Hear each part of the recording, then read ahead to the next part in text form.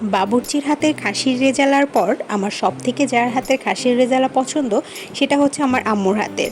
আর আমার আম্মুর এই সিক্রেট রেসিপিটা আজকে আপনাদের সঙ্গে শেয়ার করব যে আম্মু কী এমন এই রেসিপিতে ইউজ করে যার জন্য আম্মুর হাতের খাসির রেজালাটা এত বেশি মজাদার হয়। কারণ যতবারই আম্মু এই রেজালাটা বানিয়েছে ততবারই কিন্তু সবার প্রশংসা কুড়িয়েছে। তো চলুন রেসিপিতে চলে যাওয়া যাক। Hello everyone, welcome to cook and cook.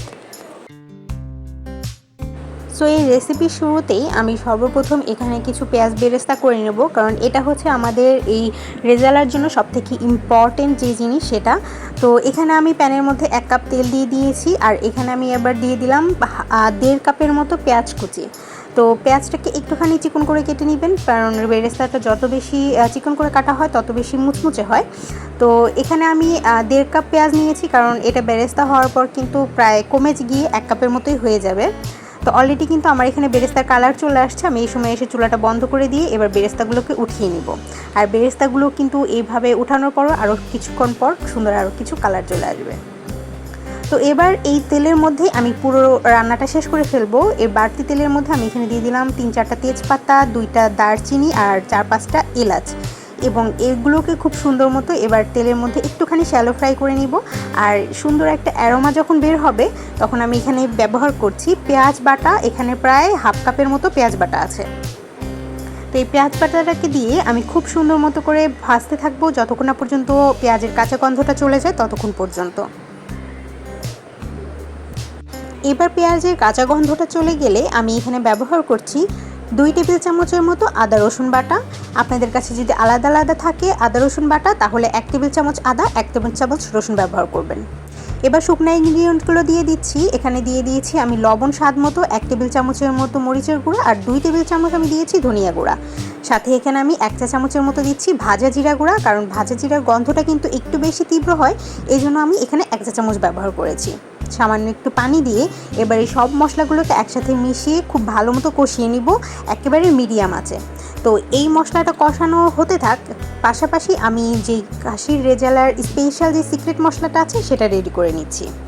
তো এখানে আমি প্রথমে দিয়ে দিচ্ছি 5-6টা এলাচ, সাথে দিয়ে দিচ্ছি 1/2 চা চামচের মতো শাহজিরা, দিয়ে দিচ্ছি এখানে ছোট ছোট 3-4টা জয়ত্রী, সাথে দিয়ে দিচ্ছি আমি 1/2 চা চামচের মতো কাবাব চিনি। এখানে দিয়ে দিচ্ছি একটা আস্ত বড় এলাচ বা কালো এলাচ, 3 ভাগের 1 ভাগ দিয়ে দিচ্ছি জয়ফল, আর 2টা আমি এখানে দারচিনি ব্যবহার করছি মিডিয়াম সাইজের, আর সবশেষে দিয়ে দিচ্ছি গোলমরিচ। এবার সব কিছুকে একসাথে আমি না টেলেই এটাকে খুব ভালো মতো করে গুঁড়া করে নিচ্ছি। তো দেখতেই পাচ্ছেন আমার সিক্রেট মশলাটা কিন্তু রেডি। এদিকে কিন্তু আমার মশলাটা কষানো একদম হয়ে গিয়েছে। এর মধ্যে আমি ধুয়ে রাখা খাসির মাংসগুলোকে অ্যাড করে দিচ্ছি। মনে রাখতে হবে খাসির রেজালার জন্য কিন্তু আলাদা করে খাসির মাংসটাকে মেরিনেট করে রাখার কোনো প্রয়োজন নেই।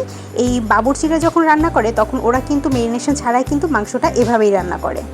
তো এবার আমি সেই সিক্রেট মশলাটাকে অ্যাড করে দিচ্ছি সবটুকু। এবার খুব ভালো মতো করে নেড়ে চেড়ে মশলাটাকে মাখিয়ে নিচ্ছি এই পুরো মাংসের সাথে। এবার ঢাকনা দিয়ে ঢেকে আমরা রান্না করতে থাকবো মিনিমাম 5 থেকে 10 মিনিট, পুরো একেবারে লো আঁচে। তো দেখতেই পাচ্ছেন মাংস থেকে কিন্তু পানি ছেড়ে দিয়েছে, আর এই মাংসগুলো কিন্তু এই পানিতেই মোটামুটি প্রায় হাফ সিদ্ধ হয়ে যাবে। খুব ভালো মতো নেড়ে চেড়ে মিশিয়ে নিচ্ছি। আর আমাদের চুলার জালটা কিন্তু এখনও লো টু মিডিয়াম এই রকম ফ্লেমে থাকবে, কারণ বেশি হাই হিটে দিলে কিন্তু আমাদের মাংসটা শক্ত হয়ে যাবে। আবারও ঢেকে দিয়ে আমি আরও 5 থেকে 10 মিনিট এটাকে ভালো মতো কষিয়ে নেব।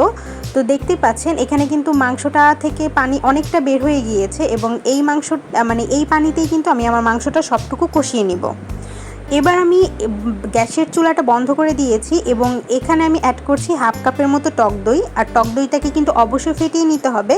আর সবসময় এই টিপসটা মাথায় রাখবেন, টক দই যখনই আপনারা অ্যাড করবেন চুলার আঁচটা বন্ধ করে দিবেন, তারপরে টক দইটা অ্যাড করে খুব ভালো মতো নেড়ে চেড়ে মিশিয়ে নেওয়ার পর তারপরে চুলাটাকে আবার জ্বালিয়ে তারপর আবার রান্না করতে থাকবেন। তো আমার এখানে টক দইটা কিন্তু মেশানো শেষ। এবার ঢাকনা দিয়ে চুলাটাকে অন করে আমি এটাকে রান্না করতে থাকবো আরও 10 মিনিটের জন্য। তো ব্যাস দেখতেই পাচ্ছেন আমার 10 মিনিট পর এটা দেখতে কতটা সুন্দর লাগছে।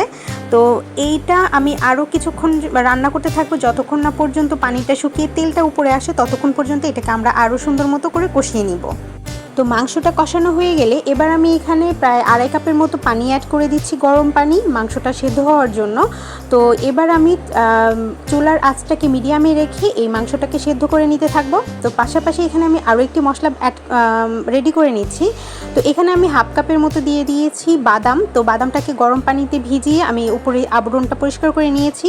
সাথে দিয়ে দিচ্ছি 1 টেবিল চামচের মতো কিশমিশ, আর আমার 1 মুঠোই ভরে দিয়ে দিচ্ছি এখানে পেঁয়াজ বেরেস্তা, আর সাথে দিয়ে দিচ্ছি আমি প্রায় 3 থেকে 4টার মতো কাজু বাদাম। আপনারা আপনাদের পছন্দ অনুযায়ী বাদাম এখানে অ্যাড করতে পারেন। তো এখানে আমি সামান্য একটু পানি দিয়ে এবার এটাকে ব্লেন্ড করে নিচ্ছি। তো আমার এই পেস্টটা কিন্তু একদম রেডি। তো এই দিকে কিন্তু আমার মাংসটাও সেদ্ধ হয়ে গিয়েছে, দেখতেই পাচ্ছেন পানিটাও কমে এসেছে, আমার মাংসটাও কিন্তু সেদ্ধ হয়ে গিয়েছে। আর এই ফাঁকে কিন্তু লবণটাও চেক করে আবার লবণটা যদি লাগে তাহলে অ্যাড করে নিতে পারেন। তো এখানে আমি আমার যে বাদাম বাটাটা রেডি করলাম সেটা আমি পুরোটা এখানে ঢেলে দিয়ে এটাকে খুব সুন্দর মতো নেড়ে চেড়ে এটাকে মিশিয়ে নিচ্ছি। আর এই মেশানোর পর, এই মশলাটা মেশানোর পর অবশ্যই আপনারা যদি চান এখানে কেওড়া জল অথবা গোলাপ জল অ্যাড করতে, সেটাও অ্যাড করতে পারেন। এবার আমি ঢাকনা দিয়ে ঢেকে এটাকে রান্না করতে থাকবো আরও 15 থেকে 20 মিনিটের জন্য, একেবারে লো আছে। তো দেখতেই পাচ্ছেন 15 থেকে 20 মিনিট পর আমার মাংসটা কিন্তু একদম হয়ে এসেছে অলমোস্ট। তো এবার আমি চুলাটাকে বন্ধ করে এটাকে দমে রেখে দিব আরও 5 থেকে 10 মিনিটের জন্য, তেলটা উপরে ভেসে ওঠার জন্য। তো ব্যাস, আমার রান্নাটা কিন্তু একেবারেই শেষ। দেখতেই পাচ্ছেন এটা ফাইনাল লুক কতটা সুন্দর এসেছে। আর এটা কিন্তু ঠান্ডা হওয়ার পরে আরও একটু টেনে যায়। সো এত প্যারা নেওয়ার কিছু নাই, এখানে গ্রেভিটা একটু বেশি মনে হচ্ছে, বাট এটা যখন সার্ভ করবেন তখন দেখবেন যে এটার যে গ্রেভিটা সেটা ঠিক এরকম হয়ে গেছে।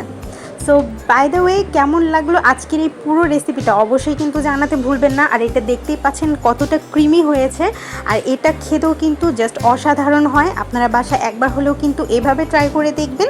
তো রেসিপিটি যদি ভালো লেগে থাকে অবশ্যই একটা লাইক করবেন, আর যারা নতুন বন্ধু দেখছেন অবশ্যই সাবস্ক্রাইব করে পাশে থাকবেন। তো দেখা হচ্ছে নেক্সট রেসিপিতে, নেক্সট কোনো ভিডিওতে। ততক্ষণ পর্যন্ত সবাই ভালো থাকবেন, সুস্থ থাকবেন। আল্লাহ হাফেজ।